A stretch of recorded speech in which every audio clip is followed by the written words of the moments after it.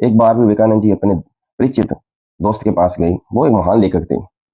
जैसे वो उनके घर में गए तो वो जो उनका दोस्त था, उन्होंने कहा कि विवेकानंद जी प्लीज़ आप ना मेरे वो ड्राइंग रूम में बैठ के इंतज़ार कीजिए, मैं तब तक फ्रेश होके आता हूँ, मुझे आधा घंटा लग जाएगा, आप इंतज़ार कीजिए। ऐसे कीजिए, ये मैंने ना एक ग्रंथ लिखा है, ये ग्रंथ ना बहुत सारे ग्रंथों का सार है, आप इसे ध्यान से देखिए, पढ़िए और मुझे बताइए इसमें क्या कमी है।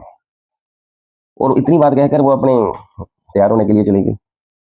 जैसे ही वो तैयार होकर आई तो कमाल हो गया कि विवेकानंद जी ने वो जो ग्रंथ था वो बंद कर दिया और साइड में रख दिया। तो उनके दोस्त ने कहा कि ये ऐसे करना, मेरे पास इसकी बहुत सारी कापियां हैं, आप इसको ये ले जाइए, घर में इत्मीनान से बैठकर अच्छी तरह से पढ़िए और फिर बताइए मुझे इसमें क्या क्या कमियां हैं। तो विवेकानंद जी ने कहा कि भाई मैंने इसे अच्छी तरह से पढ़ लिया है, इसमें कोई गलती नहीं है, आपने बहुत ही सूक्ष्मता से इससे लिखा है। वो हैरान हो गया, बोला ये कैसे हो सकता है, इतना मोटा ग्रंथ, इसको पढ़ने के लिए कम से कम 2 दिन चाहिए, तो ये भी आधे घंटे में कैसे पढ़ सकते हैं। उसको शंका हुई, लेकिन एक बात का ना उसको यकीन भी था कि ये स्वामी जी हैं, ये कभी झूठ नहीं बोल सकते। लेकिन शंका का समाधान कैसे होगा।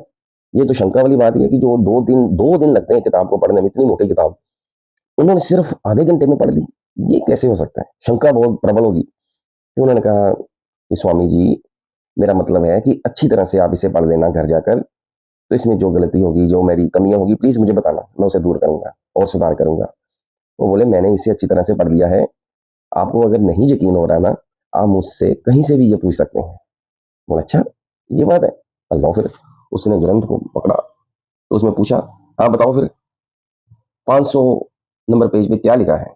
500 नंबर पेज पे जो जो लिखा था अक्षर टू अक्षर वो स्वामी विवेकानंद जी ने बता दिया। तो बोला हो सकता है यार ये माइंड ट्रिक खेल रही हो मेरे साथ, कि जो भी बुक पकड़ेगा या तो पहला पेज या बीच वाला पेज या लास्ट वाला पेज ही अक्सर आ जाता है। तो ऐसा तो नहीं है कहीं इन्होंने साइकोलॉजी मेरी पढ़ ली हो, ये मुझसे बीच वाला ही पेज पूछेगी। तो उसे शंका हुई, उसने फिर ऐसे किया, ये थोड़ा रैंडमली कोई भी पेज उसने निकाल कर पूछना शुरू कर दिया, हाँ इतने नंबर पेज पे क्या लिखा है, अच्छा इतने नंबर पेज पे क्या लिखा है, इतने। जैसे वो पेज पलटाता गया रैंडमली, कभी कोई कभी कोई कभी कोई, तो हैरान हो गया कि स्वामी जी ने जो कुछ भी लिखा था अक्षर टू अक्षर सेम वही बताया। तो एकदम से वो हिल गया, उसके पैरों तले जमीन निकल गई। उसने स्वामी विवेकानंद जी के चरण पकड़ लिए कस के, बोला मुझे पहले तो क्षमा कर दो, मैंने आप पे शंका की। दूसरी बात यह है कि आपको सिद्धि प्राप्त है, ये आपने सिद्धि कैसे हासिल की। तो स्वामी विवेकानंद जी ने कहा कि मेरे पास कोई सिद्धि नहीं है, मैंने कोई ये तपस्या करके ये सिद्धि हासिल नहीं की है।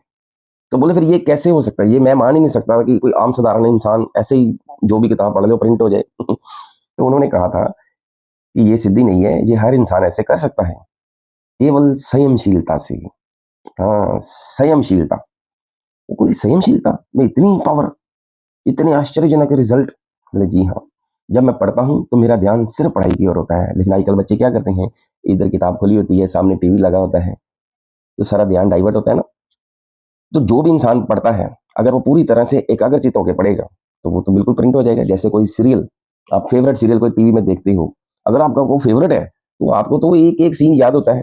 अगर आपके घर का कोई सदस्य पूछ ले, यार वो फलाना सीरियल, वो फलानी किस्त, वो मैं भूल गया था, देखी नहीं थी, तुमने तो देखी थी, क्या था, तो आप एक एक सीन उसके बारे में, इतना बारीकी वाला सीन भी उसे बता देते हैं।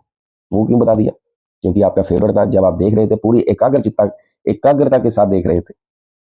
बस वही विवेकानंद जी कह रहे थे। वो कह रहे कि जब मैं पढ़ता हूं तो केवल पढ़ने की ओर मेरा ध्यान होता है, उस क्षण मैं पूरी तरह एकाग्रचित होता हूं। बस ये था राज, ये था रहस्य कि संयमशीलता ही सफलता की कुंजी है। धन्यवाद।